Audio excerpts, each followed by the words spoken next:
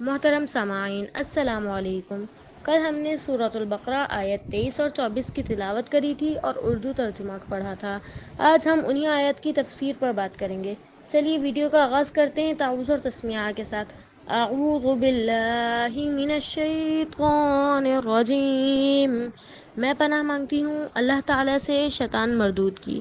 بسم اللہ الرحمن الرحیم۔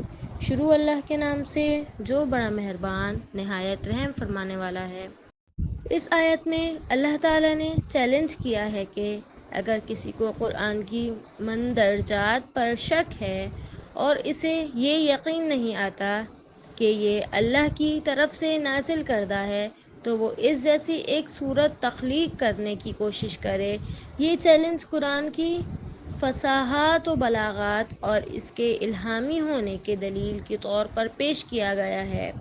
اگر تم اس چیلنج کو قبول کرنے سے قاصر ہو، جو کہ اس وقت بھی ممکن نہیں ہے، تو تمہیں اس عذاب سے بچنے کے لیے کوشش کرنی چاہیے جو جہنم کی شکل میں ہے۔